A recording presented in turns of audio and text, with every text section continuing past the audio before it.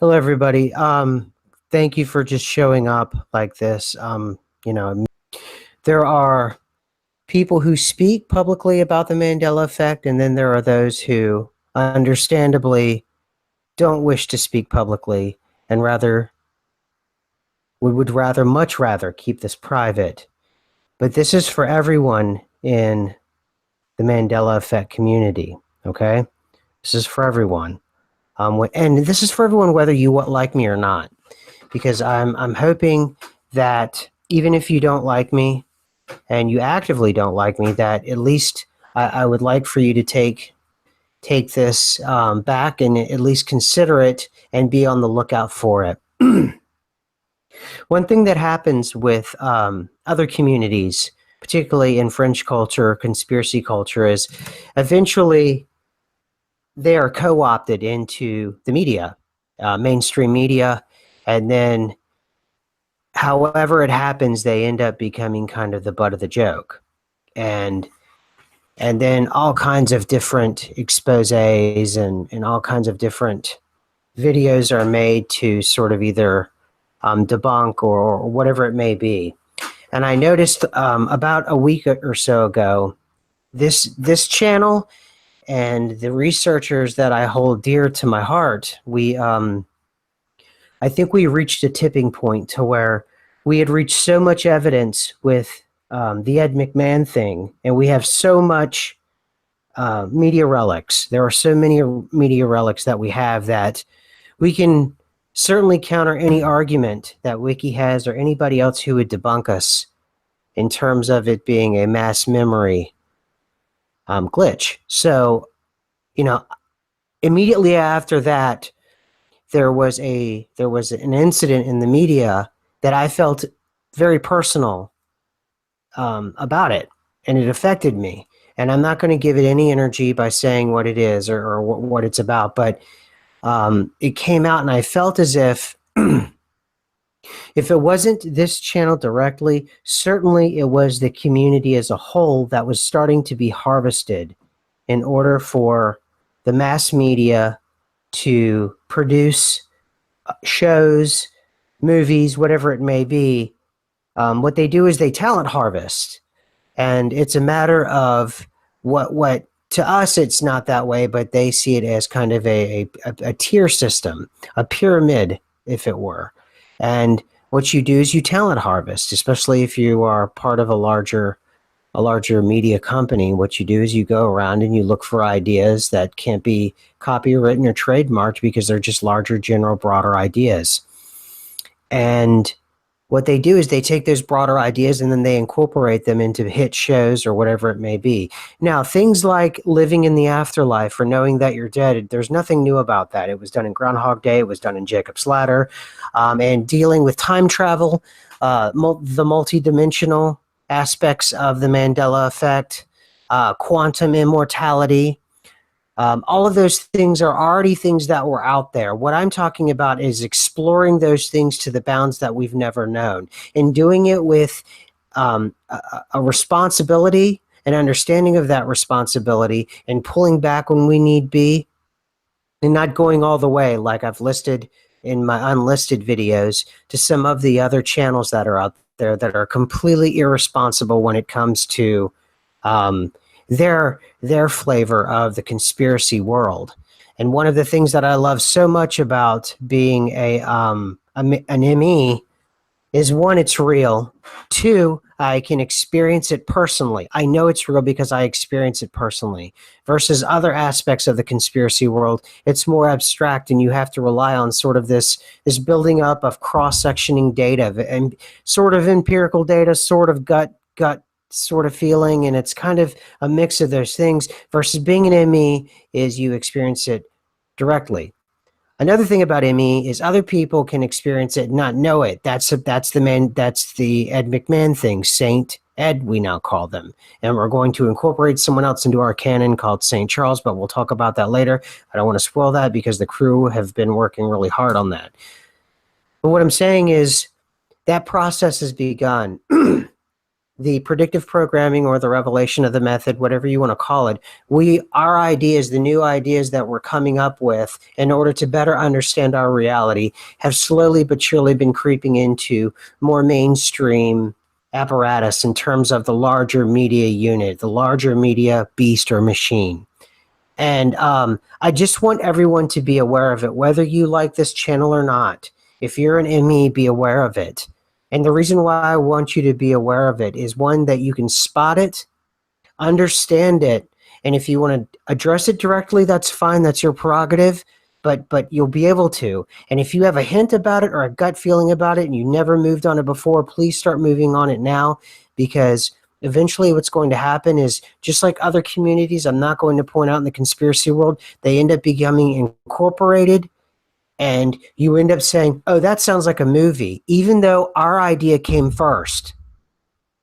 Our thoughts about quantum immortality, our thoughts about living in the afterlife, our thoughts about all of these other things, and the way in which we portrayed it, that's why it can't be copywritten, because all of those things have already been done, whether it's Jacob's Ladder, whether it's Groundhog Day, whether it's over and over again, because Groundhog Day is basically a study in quantum immortality, among other things.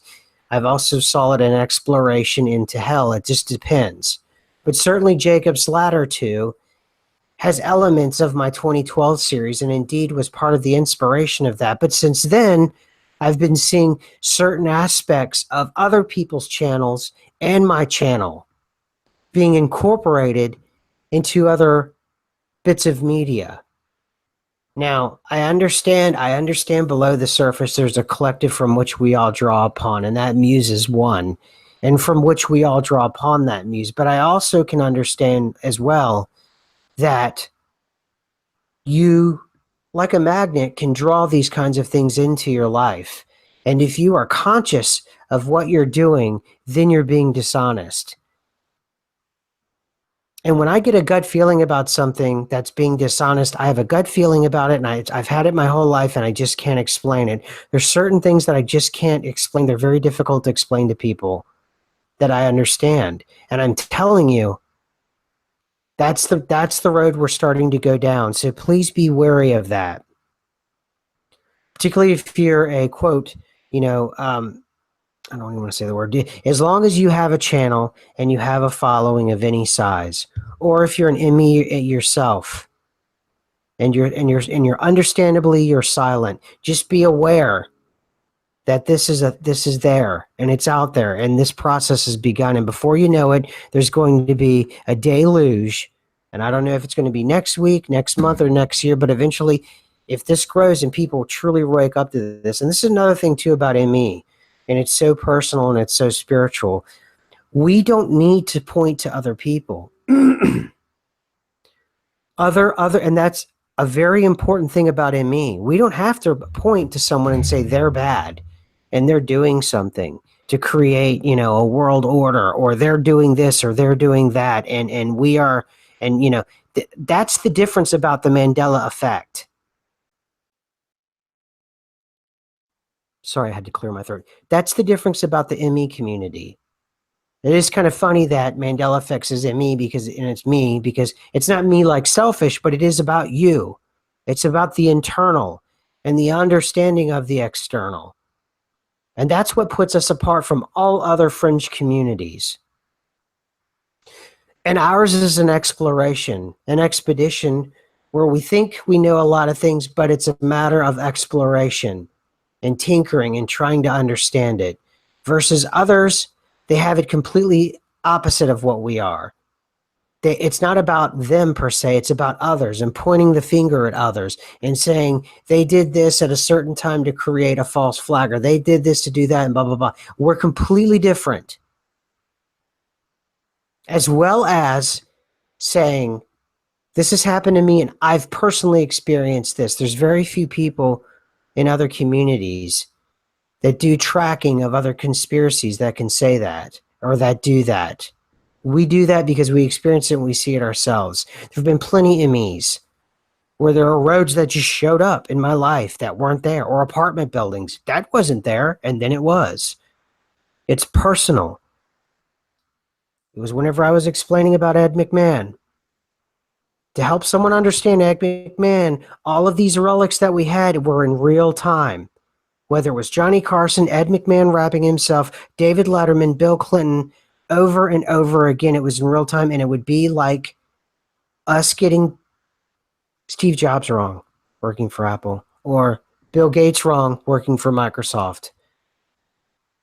When the president mentions Ed McMahon and Publishers Clearinghouse in the same sentence in the year 2000, so close to that time, less than a decade ago.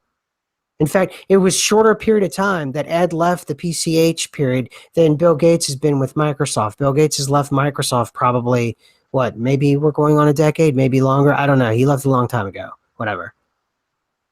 Or whoever it may be, like I've explained it to you in your circle. But they're coming, and I would like for us to not be the butt of the joke. And I think we're reaching a tipping point, and that's why. Because we're starting to win the battle. It doesn't matter about the Ed McMahon commercial about American Family Publishing. With that, we can counter 5 other video relics where those same exact people, including Ed McMahon himself, talk about the checks. Literally, Johnny Carson is holding a check that says Publishers Clearinghouse that he handed from Letterman. Literally, there was an army of people and lawyers involved for that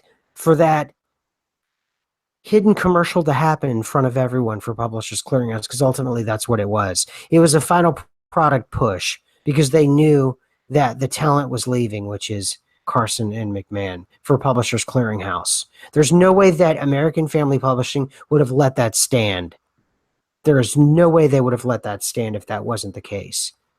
So what does that leave us when you have Ed McMahon and American Family Publishing, and then you have Johnny Carson being handed a check for PCH from David Letterman, or you have Ed McMahon rapping about those very checks that he handed out? You know what you have? You have multiple versions of reality. You have shifts. You have the Mandela effect. It's real. So if you derive that something is out of place and it reminds you of a Mandela effect, it is a Mandela effect. If you think something reminds you of quantum immortality, where you die but are born again into another life and do another one, but it's a little different than the last one and the last one and the last one, that is the Groundhog Day thing. That's real. Your expectations of the afterlife.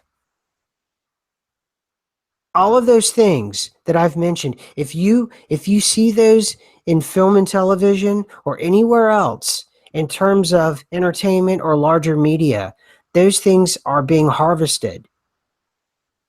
And that's fine if it's being harvested in the natural progression of the way in which the muse works. That's fine.